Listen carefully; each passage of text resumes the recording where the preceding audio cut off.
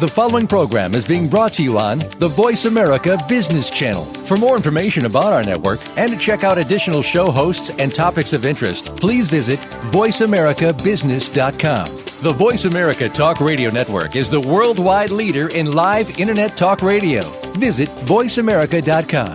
The views and ideas expressed on the following program are strictly those of the hosts or guests and do not necessarily reflect the views and ideas held by the Voice America Talk Radio Network, its staff, and management.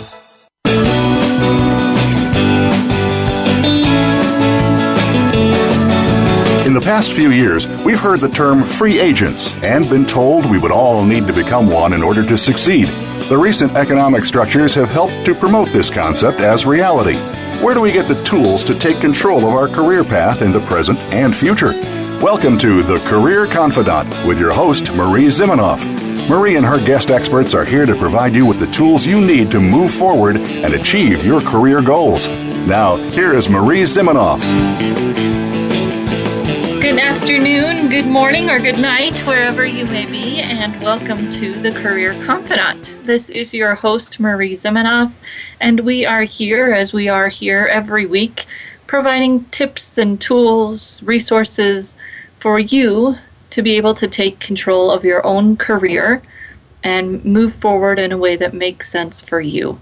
And just was talking to someone in the careers field in this past week about this idea and why I started this show, right? That there are so many things that are going on in our economy globally, worldwide, that are pressuring each individual to take control of their own career, to understand where they're going, and have the skills to be able to manage that. And most of us haven't done that before. We haven't had to be in charge of our career. We maybe really haven't had to market ourselves. And so we're at a loss. That's why I'm here. That's why we started this show, so that we could provide some of those tools and resources to you to take control of your own career and be ready for that next step when it happens, right? To not get caught off guard when someone doesn't take care of you in your career, because we know that that is not happening as it used to happen, especially here in America, in the US, but globally that is becoming a trend. So let's talk about something today that might be a little bit different. Maybe you'll think, oh, this doesn't apply to me, and I would bet that there will be some parts in here that you can learn from, you can take away some nuggets to help in your career, even if you might think that, oh, I'll never go into business for myself, because that is what we're going to talk about today. I'm going to talk a little bit about this idea of entrepreneurship. What does that mean? I think that many people have a misconception, whatever you might call it, about going into business for themselves. Some of those misconceptions, misunderstandings prevent people from going into business for themselves when maybe they could, and some of those misunderstandings get people into business for themselves when maybe they aren't ready, or it's not a good fit for them, or it's not going to get them what they think it is. So let's talk about this a little bit. So when I hear people talk about entrepreneurship, a lot of times they talk about kind of a quick get-rich scheme, right? And we all know that that doesn't exist, and yet we will let ourselves get caught up in someone else's vision, or, you know, I kind of look at it as the dream it and you can be it fallacy, right? That just doesn't exist. If it did, everyone would be a millionaire, right? Yes, there is power to positive thinking, and there's this whole idea around that is important. And we all know that to be successful, you have to put in the work. And yes, there is a book about the 4-hour work week, and maybe someday you can get there, but there's a lot of work that goes into setting up even that type of business, right? It's not 4-hour work week from the very beginning when you start a business, no matter what. Now, of course, work is a lot of work, right? Working for someone else is a lot of work. And so entrepreneurship can be more work than that, or the same, or maybe eventually less. But what working for yourself can provide is the opportunity to control your own destiny, right? And people will often say, oh my gosh, I can't believe, Marie, that you left the university setting where you had this stability and you knew what your paycheck was going to be and you knew it was coming every 2 weeks or every month. But that's exactly why I left. Because I could sit down and calculate exactly in 32 years when I retired from the university, knowing what classification system I could work into. And of course, there were more flexibility than that, and I could have moved around and more options. But if I stayed in that same line of work at the university, I could sit down and calculate in 32 years exactly what my salary would be. And to me, that didn't offer much control of my own destiny. It didn't offer, well, and really even in the environment, just based on where I was and my position, didn't offer much creativity, didn't offer much of the things that I was looking for out of work. Yes, offered the opportunity to help people, but I get to do that now every day with a little bit more control over some of the other pieces. Now, do I have control over having a quote-unquote steady paycheck? Maybe not, but we all define that differently, and my ability to make that stability happen, to me, is there now just as much as it was when I was at the university, who, by the way, could have come in really any day they wanted and fired me, right? So entrepreneurship provides that control of our destiny, maybe even a little bit more realistically than we have with an employer who can fire us, especially in Colorado here, and at will state, they can fire us at any time. So not that easy path, but maybe a path that you can pave for yourself, which was appealing to me, maybe not appealing to everyone. So when we think about entrepreneurship, we also might say, that is for some people and it's not for everyone, and I would agree with that. However, I would not agree that it's necessarily for a certain personality type. If you've listened to this show at all, I'm not much for those kinds of assessments, because it's all figuring out how you could make it work for you based on your personality. Knowing your personality is an important part of that conversation. However, anything that tells you should not be an entrepreneur because of this personality type or that is not very helpful, right? It's all knowing what your personality is, which can then direct how you might be successful and in what type of business structure. Because those people who are not great with ambiguity and who don't kind of like building their own thing from scratch may not want to build a business from scratch, but there are many more ways that if that is you can become an entrepreneur and a very successful one. And we'll talk about some of the different types of business here in a minute. Entrepreneurship, I would say, is not the right path for everyone, though, right? It does have its own independent challenges and issues, just like being employed does. And different people are going to be successful in that for different reasons. However, I think in our current economy, and we had a whole show about this probably a year ago, but we are talking more and more about how you can build some kind of a portfolio career, right? Where you may have a day job and you may be doing something else on the side. Maybe you are part-time at this and part-time at that, and you're starting your own thing on the side. It's all about building different ways to get income to make your world work, right? Not necessarily just to make ends meet, but to meet your interests and to use your skill sets and develop different parts of yourself right? We in the world today are in some ways very happily moved beyond this idea that you'll have the same job for your whole life. We more embrace that you have lots of different interests and talents, and it's perfectly acceptable that you have different business ventures, jobs, whatever it might be, that fulfill those interests.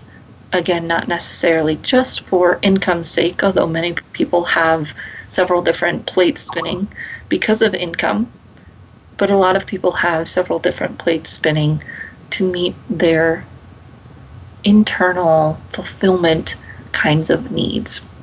And that can be a great way to experiment and try on some of these different hats, build your skill set, maybe even get a skill set that you want to have to move up in your day job, maybe able to get that in a different way.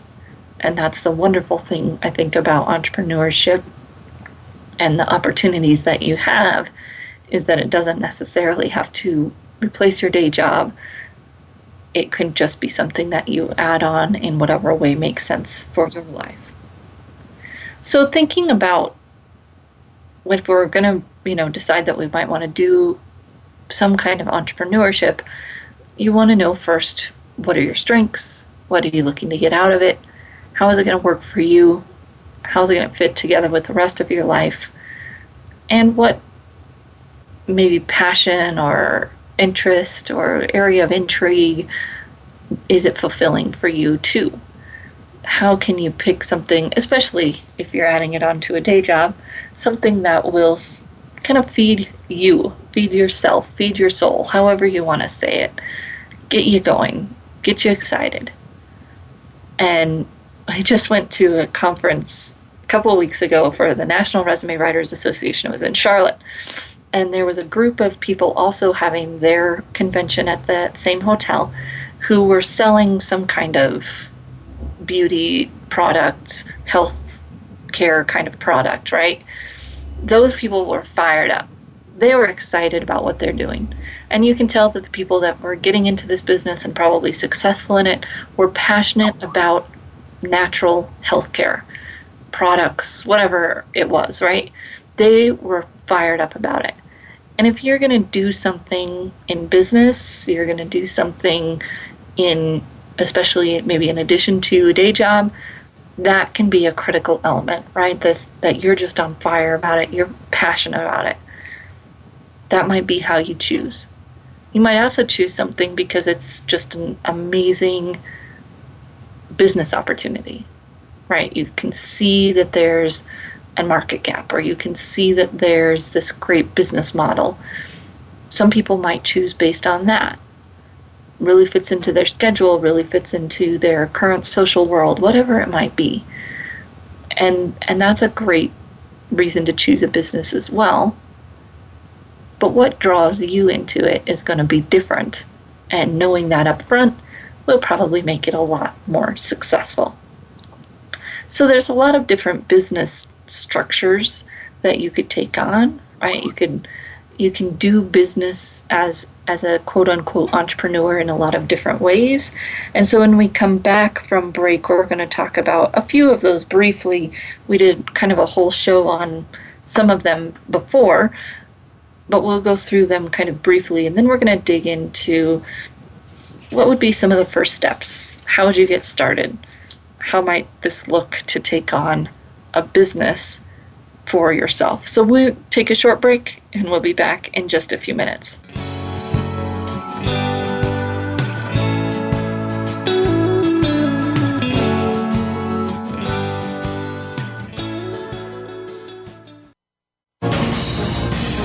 Voice America Business Network, the bottom line in business.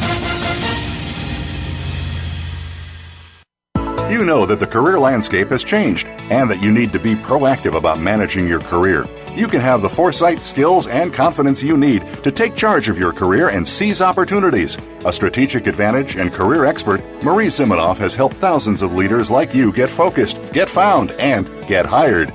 Visit getcareersmart.com to find out more. That's getcareersmart.com or call 800-521-2080 to to schedule your complimentary consultation. Today, our world is faced with complex challenges that present massive potential risks. Conflict, misunderstanding, misalignment of organizations and their leadership, lost productivity, wasted time, and wasted resources resulting from limiting perspectives, distraction, and hardline positions are damaging our today and our future. The monetary cost of such failures is in the billions. Stop wasting time. Make a shift. Engage with host David B. Savage on Breakthrough to Yes with Collaboration, Thursdays at 6 a.m. Pacific, 9 a.m. Eastern on the Voice America Business Channel. Bob Pritchard has over 30 years of experience as a straight-talking business consultant and author working with some of the top Fortune 500 companies.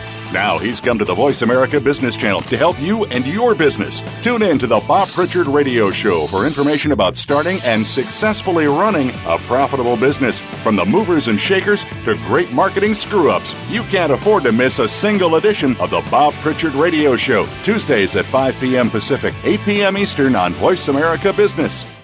Follow us on Twitter at VoiceAmericaTRN. Get the lowdown on guests, new shows, and your favorites. That's VoiceAmericaTRN. You are tuned in to The Career Confidant with Marie Zimenoff. If you have a question or comment for Marie or her guest today, please call 1-866-472-5790. That's 1-866-472-5790. You may also send an email to marie@astrategicadvantage.com. Now, back to The Career Confidant.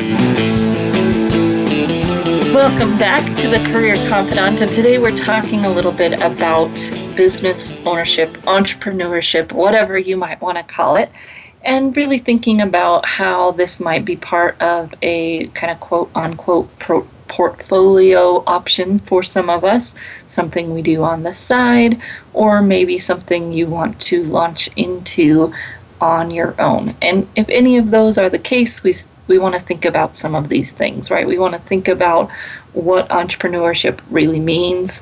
We want to think about what it is and what it's not, why we're going into it, what we want to get out of it, and the specific skill set strengths that we bring to that type of business environment before we launch here, right?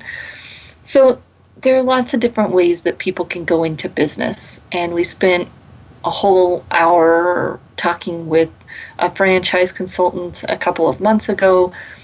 You can buy a franchise or buy into a franchise. Some of them are fairly expensive. Some of them might be fairly cheap. Might be an opportunity to become a manager without having to start from scratch, developing all the processes, building the business from scratch. A franchise gives you some opportunity, especially if you're in, higher level role within an organization. Franchise might give you the opportunity to exercise those same skills in a different way. Something I hadn't thought about before we talked to Stephen from FranNet was that, of course, people do this while they're still working. If you're an absentee kind of manager, you're hiring people to run it. That way you kind of have the best of both worlds, if you will, the opportunity to have more control over your income and your destiny with the franchise, and still some stability with your job. So can be an option. Then there are people who start a business and they know that they're doing it to sell it, right? They're coming up with an idea, technology, an invention. Sometimes I think that's the only type of business here in Fort Collins because people are so focused on that here. And of course that can be great, but it has a lot of risk to it. If you don't get bought, if your product doesn't work, if you can't get manufacturing, if someone else beats you to the punch, right? There's a lot of challenges there. Works great for people who that's why they want to do it, because they invent, they're scientists, they're a marketing guru, they can see the gaps in the market and they're working with people to create the technologies that are going to fill that gap. Awesome opportunity for the people that it makes sense for. Then you have maybe a more service provider model business, maybe a little bit lower barrier to entry in some ways, lower startup cost to be a marketing consultant or a social media consultant or career consultant, career coach, right? Of course, it means you have to have the special skill, special knowledge to be able to make that sale, to be able to convince people that they should pay you to offer that service. Lots of people do that as more of a solopreneur kind of thing, and some people might do it as more of a, I'm going to build this business and become the manager. Again, that goes to your skill set. Do you want to be the service provider or a manager of people who are providing that kind of service? The nice part about any kind of business and is that you can do it in a lot of different ways. But of course, you could have a local business that's providing value to the community, meeting a need, whether that's a dry cleaning business to a person who's developing technologies that are going to save people's limbs, right? You can add value to your community in many different ways while having some of these benefits that we talked about in terms of becoming an entrepreneur. But knowing how you want your business to look, what skill sets you really want to use, do you want to manage your business? Do you want to sell it? Is it going to be just you? Sometimes people will call that a lifestyle business. I think that in some ways might diminish it. People think, oh, you're just doing that in your spare time. There are people who own what you might consider to be a lifestyle business that make quite a bit of money. And they run it themselves, they do the service providing, but it's still a profitable business. And there are some people, of course, that have that more lifestyle kind of business, and they don't work that much. They do maybe make less income, and it fits with their life. All of those are great reasons to have a business. Of course, there's this wide, wonderful world of internet business. That's where the 4-hour work week thing kind of comes in. Great idea, and you have to have the skill set or the desire to hire someone with the skill set who can drive that online business and do all of the things that need to be done technically and online marketing wise to make it work, right? And again, realizing that this entrepreneurship thing does require some effort. We're not going to make $1 million with an online business simply because the internet exists. We have to have the skill set and be able to do what we're going to talk about next, which is really figuring out what the market needs. Now, this, of course, is the most challenging part for a lot of people. And like anything, double-edged sword, sometimes people spend a ton of effort here when it may not make that big of a difference. So people will call me and they'll say, what's the market for resume writers?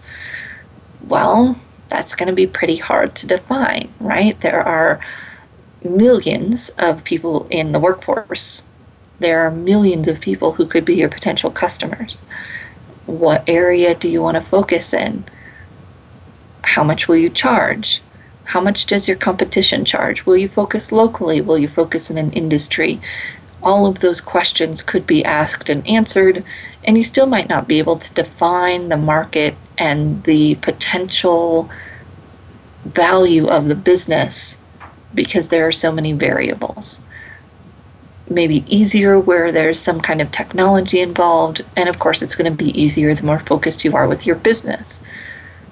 Understanding the answer to some of those questions will be important before you decide to launch, and you probably don't need to understand the answers to all of those questions. If you're developing a product or even offering a service, I would suggest you start small, right? And after talking to lots of marketing consultants and people that help small businesses get started, to me this makes sense, that you would start small. Start with focus groups, asking people that you already know, what do they see, what do they value these things as, and in some industries, doing some research to see what your competition is doing. The research that you do and how you do it's gotten a lot easier, right? One of my colleagues was talking about the quote-unquote good old days in the resume business where you had to call around and pretend to be a candidate and get quotes from people so that you knew what people were charging. Now, a lot of that is online. websites of your competitors might list pricing, and you can know whether they're offering marketing services or coaching services or content development services or social media consulting services or even products. What are they offering to sell their product for that I'm looking to develop a competitor to? You can do a lot of that research online that can help you figure out, is this going to work? Will I be able to make the money that I need to make? Will I be able to break even selling the product for what everyone else is selling it for? Or how much of a premium can I charge and why? And that's where a lot of people might get themselves into some challenge. I've been to so many business development seminars where they're talking about kind of setting this goal of how much you want to make in a year. You want to make $200,000, great. You can serve X amount of clients per week, or you want to serve X amount of clients per week. So that means that wham bam, you need to charge $2,000 an hour. Well, if your competition is charging $200, maybe $300 an hour, that's just not going to work. And so having that balance of, yes, we've got to know what our business purpose and our workload, our goals in those areas look like, and we also have to know what the market will bear. What does that look like? Is that realistic? So that we can create a business that's based on a happy medium of those two things. Understanding what our goals are financially, what our purpose is of starting this business, and what the market will bear, what clients are looking to pay, and how we might adjust our business to get what we're looking for. If we need to charge more, we might need to go into a different market. We might need to market in a different way to a different audience. What does that look like? But again, knowing those things up front versus getting into it with some kind of unrealistic dream goal set and not knowing where and how to connect the two pieces. So that foundation, some people will tell you, I got to write a business plan. Yes, perhaps. And it doesn't necessarily have to be the end-all be-all before you do anything, that you have to have a complete understanding of how every piece is going to fit together. That may just be unrealistic and stopping you from taking any action, which we all know when we're in business for ourselves can be challenging. There's a mental part to starting a business, that taking those risks, stepping out on our own. And I've seen those of you who are that calculating, overly analytical personality type can really get stuck in this step and have a great excuse for not taking that risk and getting started with your business and moving forward with how things need to happen, because you don't have all the data, you don't have all the numbers, you don't have everything you need to quote unquote get started, and that just doesn't happen, right? As leaders, we know we have to make decisions without every single piece of data, and as an entrepreneur, that's definitely part of it. Knowing enough and being savvy enough to know when it's time to capture that opportunity, because that's also a big part of being an entrepreneur, is being able to capitalize on opportunities before others do, right? Being able to see those opportunities first and grab a hold of them. So when we get back, we're going to talk about a little bit more of the structure that you need when you're getting started as an entrepreneur, and think about how you're going to differentiate yourself in your market now that you know what that looks like. So we'll be back in just a few minutes.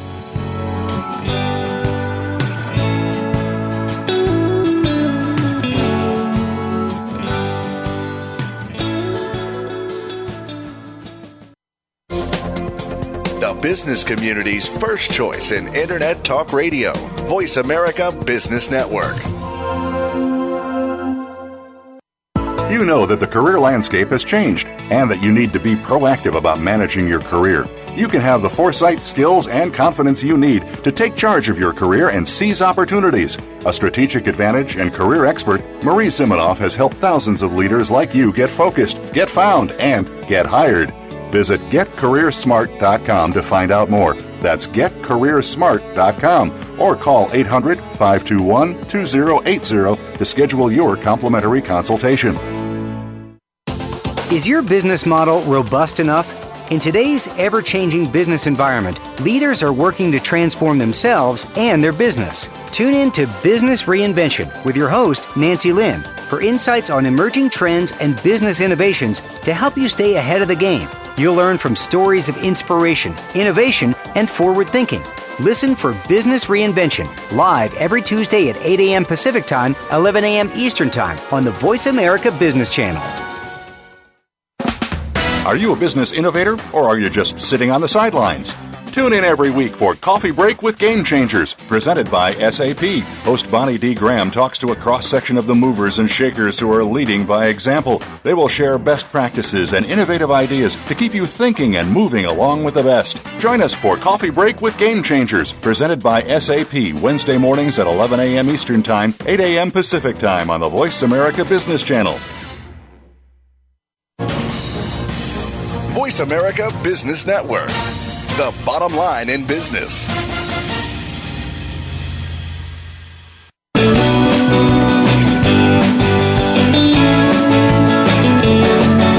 You are tuned in to The Career Confidant with Marie Zimenoff. If you have a question or comment for Marie or her guest today, please call 1-866-472-5790. That's 1-866-472-5790. You may also send an email to marie@astrategicadvantage.com. Now, back to The Career Confidant. Welcome back to the Career Confidant, and today we are talking about entrepreneurship, that double-edged sword that some of us fear and some of us jump into and then realize, whoopsies, maybe not, and all of the facets that go into making that decision maybe a little bit more informed before we jump in.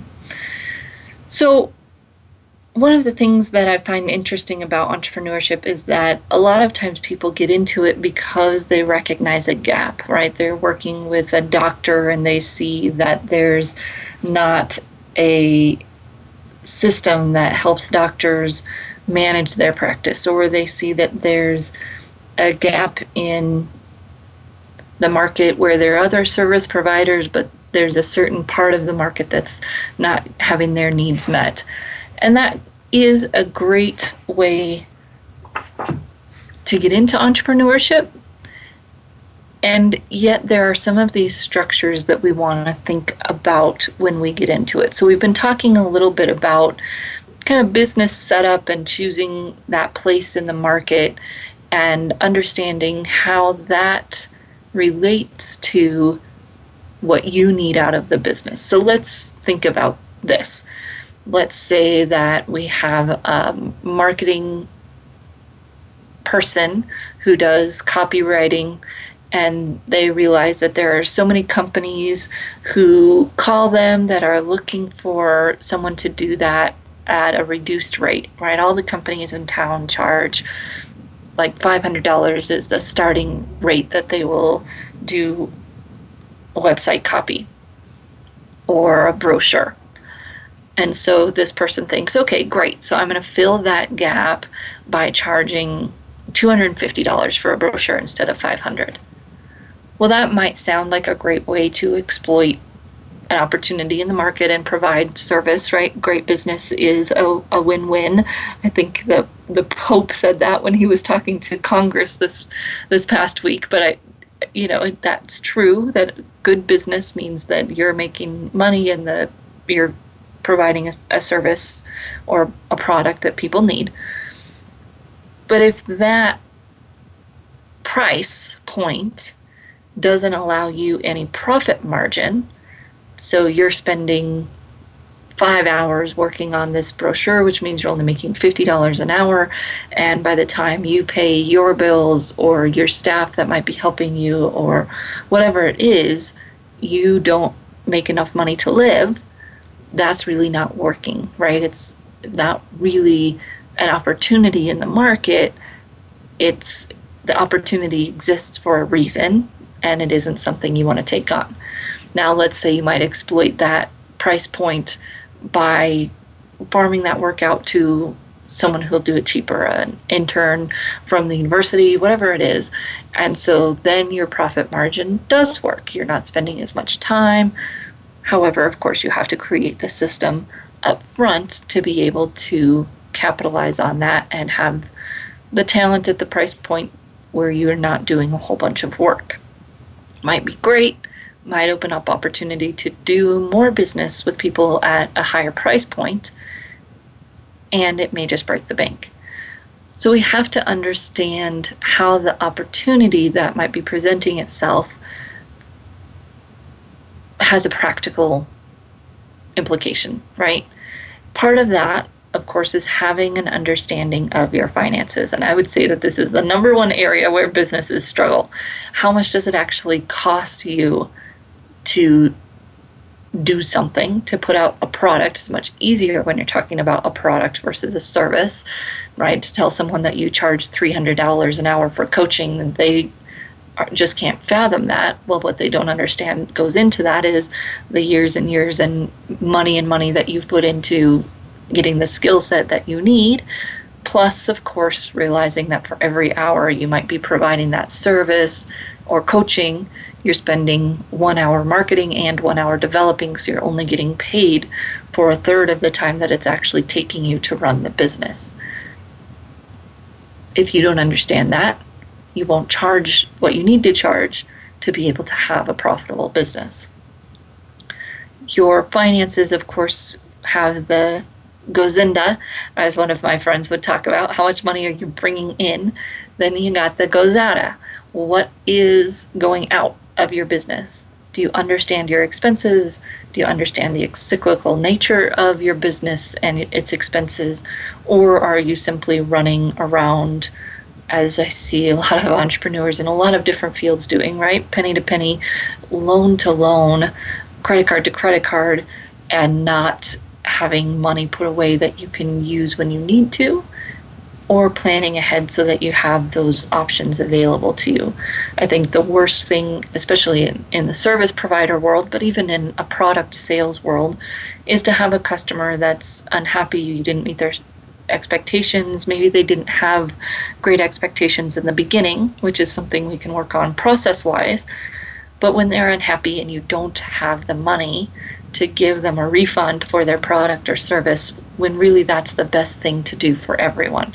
They could move on, it just wasn't a good fit, the product really wasn't what they were looking for, they've returned it, and cash flow wise, you don't have the money to give back. What a horrible position to be in, especially when you are a coach or a service provider and you'd like to be able to think that part of the reason you're in business for yourself is getting to choose who you work with. And now you're stuck working with someone simply because you don't have the cash to give them a refund and have them move on to a service provider who might be a better fit. Not a great place to be. So budgeting can be challenging, and a lot of people think that to budget you have to, again, know the answers to every question. But a budget really is just a guideline, an educated guess. Great if you can do it based on history and some kind of forecast of what you want to do, right? The things you want to spend your money on, and forecast of what you think you'll bring in. Now, of course, this isn't too much different than just us thinking about our personal finances, which, as I talk to a lot of financial advisors and CPAs and those folks, most of us don't have a great handle on that either. And then when we get laid off, or we'd like to do something different in our career, or we're simply unhappy at work, again, we don't have the savings that we'd like to have, or management of our cash flow enough to allow us to do something different and have the flexibility we might want to do something and have a little bit of time off of work because we haven't prepared for it. businesses and individuals alike. So as you're thinking about putting your business together, or the side project that you might want to do, doesn't matter how big a business is, to really think about how you might want to make it profitable, right? Yes, it might be fun, but how are you going to make it profitable? So changing subjects just a little bit, once we've decided what business we're going to go into, we've kind of seen that there's a market gap, and that yes, that market gap maybe is practical to fill. Filling that gap makes sense business-wise. Then we might start thinking about this wonderful topic that we talk a lot about in leadership and job search here on this show, which is branding. And branding simply is what makes you unique. What unique promise of value do you offer? I love that thought around brand from William Arruda, your unique promise of value. So when you're thinking about your personal job search, right, it's what's your unique promise of value for the type of position that you do and the type of company you work for. When we're thinking about it for a business, it might be a little bit easier, right? What's going to make you unique in that market?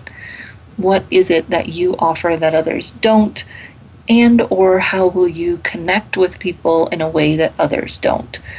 Talking to a professional in the careers field this morning, and she was talking about some of these new technologies and how people are getting their brand out on social media in new ways, and how that alone can differentiate you and your business, versus thinking that it has to be that you're niched and you only offer marketing services to wastewater treatments, or you only offer products to natural foods stores.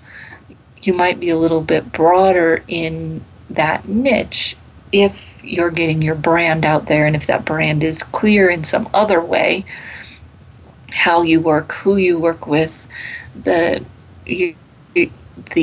products that you deliver, whatever it might be that's unique about your business, getting that message out there in a lot of different ways or in specific ways that your competitors aren't, may help set your place in the market just as much as being super specific about who it is that you serve, which is important. So you're thinking about, obviously, what products or services you offer. Again, how are they unique in their position in the market? It might be based on cost, but of course we know that has some inherent problems in it to be marketing based on cost. If you're the lowest cost, right, that can have its own issues in the market. So you want to think about what is the main characteristic that people are going to be drawn to based on the characteristics of your targeted clientele. And again, those characteristics of your target clientele might not be what someone else considers specific or niche, right? There are people in my business who say they work with motivated job seekers. That's their niche, right? And you'd say, it's kind of a broad niche. Yes, and if that's how you consistently brand and sell it and it makes sense, it can work, versus having to say that you're working with lawyers and that's the only people you work with, people who are in the legal field and want their help with their career. Both can be as powerful, depending again on how you deliver that message and your ability to find and speak to your target clientele. If we are thinking about a brand in our business, a lot of that we have to realize is you. People do business with people, and so a lot of your brand, if you're especially in a small business, is going to be around you. And so a lot of the things that we talk about in terms of branding for leaders and branding for social media and branding for job search are going to apply to small businesses just as much as they do to individuals who might be trying to move up in leadership within a company or within job search. Slight differences, of course, but general same ideas that people are going to do business with you, they're going to hire you, and that's your brand. So we're going to take a short break, come back here in just a minute, and talk about some of the final topics here on entrepreneurship. We'll be right back in just a few minutes.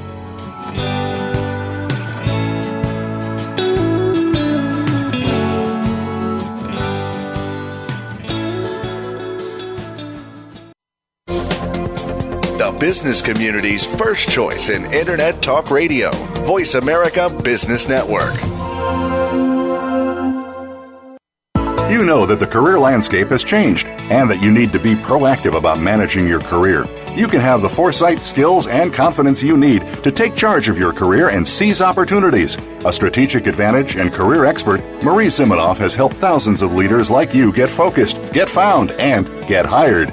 Visit getcareersmart.com to find out more. That's getcareersmart.com or call 800-521-2080 to schedule your complimentary consultation. Biz Locker Radio is a high-energy business show that features compelling conversations and cutting-edge business content that you can use to improve your performance today. Hosted by Kelly Riggs and presented by the Business Locker Room, Biz Locker Radio features dynamic thought leaders from sales, marketing, leadership, business strategy, social media, and more. If you're in business, you need an edge. Develop that edge with Biz Locker Radio. Tune in every Monday at 1 p.m. Pacific, 4 p.m. Eastern, and 3 p.m. Central on the Voice America Business Channel. For more information, visit bizlockerradio.com. Where is the best place to put your money? Rick Saylor with co-host Eric Hamburg will take the mystery out of investing in order to keep your hard-earned wealth performing and protecting to its maximum potential. Listen for Straight Talk, Clear Decisions, live every Friday at 10 a.m. Eastern Time, 7 a.m. Pacific Time on the Voice America Business Channel. Rick Saylor, smooth financial sailing for the best part of your life. The business community's first choice in Internet Talk Radio, Voice America Business Network.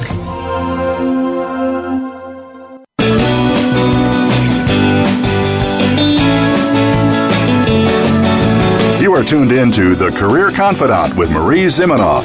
If you have a question or comment for Marie or her guest today, please call 1-866-472-5790. That's 1-866-472-5790. You may also send an email to marie@astrategicadvantage.com. Now, back to The Career Confidant.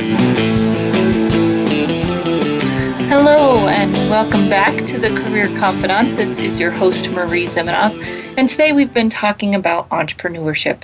We talked about some of the different types of entrepreneurship and why each one might be a good fit or not a good fit for you and your personality. We've talked about some of the cash flow management and planning pieces of business. And I want to touch briefly, of course, we could spend a whole hour or more, much more probably, on marketing. So when people go into especially independent solopreneur types of businesses, financial advisors, real estate agents, resume writers, marketing consultants, web designers, graphic designers, whatever it might be, where they go into this kind of individual business, a lot of times they end up falling back on networking as their main form of marketing. And it's important to realize that that is a good thing to do, and to understand and step back and really think about what we're trying to do when we do that. So let's think about sales funnels. And you've all seen a funnel, right? You're trying to get a lot of stuff in the top to get a little bit out of the bottom. Well, when we think about sales, of course. We're trying to get a lot of people into this funnel, which means we've got a lot of people understanding what our business is, knowing what we're doing, engaged maybe in some way in thinking about our business. And then they funnel through to people who might ask more, people who might read our newsletter, funneling down to people who might do a consultation with us, funneling down to people who do business with us, right? So they're moving down this funnel. Well, when we do network marketing, what we're trying to do in essence is fill our funnel by networking. And that means we're going to put in a lot of effort, right? We're going to have a lot of people coming into that funnel because we met them, which means we've got to meet a lot of people, right? And so the understanding of the more targeted you can be with your networking, the better off you will be, because the higher percentage of people that move through your funnel, of course, the more efficient you are. If we're doing a lot of networking, we're going everywhere, and the number of people moving down our funnel is fairly small, we have to realize that in proportion, the number of people going into our funnel is fairly small compared to those people who have the ability to do other things to get people into their funnel. Companies who can pay for television ads, right? Then there's a huge group of people that understands what that company does, and they're in the top of the sales funnel. But of course, their hit rate's not great. Just because people know what they do doesn't mean they're going to do business with them. In some ways, because they might not know who to go and talk to about that thing, right? So when we're doing network marketing, the more strategic we can be, the better. And the ways that we can offer people opportunities to move through that funnel easily, the better. Having a blog, having a free download of a product, something that gives them the opportunity to get to know you and your services or your company before engaging in business. And that'll be more important when we have a higher dollar sale that we're trying to make. If you're trying to sell dry cleaning services that are $30, you may not need something in there, and you may. How will people decide that they do business with you versus someone else? Maybe you have a guide on your website that tells them how to treat their stains on their clothes, right? Just simple little things that build trust and help them choose you over the other person, because they have that opportunity to get to know you as they move down that funnel. Then I think sometimes social networking gets put into the wrong place in the process. People think it's an opportunity to fill your funnel. And in some ways it is, but in the true essence of most social mediums, they're really about building community. They're really about building community on the back end. People who have done business with you, people who have interacted with you in some way. And again, if you give them the opportunity to do that without making a purchase, that can help. But really, the people you're connected to on social media are your brand ambassadors more than they are necessarily in your sales funnel. And you're not marketing to them. You're connecting with them, you're building community with them, you're hoping that maybe they're passing your information on to others who will then be in your funnel. But social media really isn't a lead generating tool necessarily, it's a relationship generating tool. And if we can build those relationships to the point where other people are ambassadors and they're out there marketing for us, then social media can become a tool that really is a marketing tool. But I can tell you this, that when someone sends me a marketing message on LinkedIn and we're not really connected, or we've connected but we've never talked, it just gets deleted. That marketing effort is not getting me to be part of their funnel. Now, if they're putting out content that can be helpful to me, they're sharing those things, then that might be able to get me engaged and get me to be part of their community, which eventually might mean that yes, I'll pass on business to them or do business with them. So as you think about an opportunity that you have to start something on the side, be it selling a product or starting a service, starting to charge people for something that maybe you already do, consulting of some kind. Think about how you fit in the market, how that business is going to work for you profit-wise, fit into your life-wise, using your skills, and how you're going to manage your money, your marketing, your time, so that you get what you need out of that activity, whether it's 2 hours a week or something you're looking to dive right into at 50 hours a week. And we'll be right here next week on the Career Confidant talking about other strategies you can use to take control of your career and get where you want to get to in your life and your career. And we'll see you right back here next week on the Career Confidant.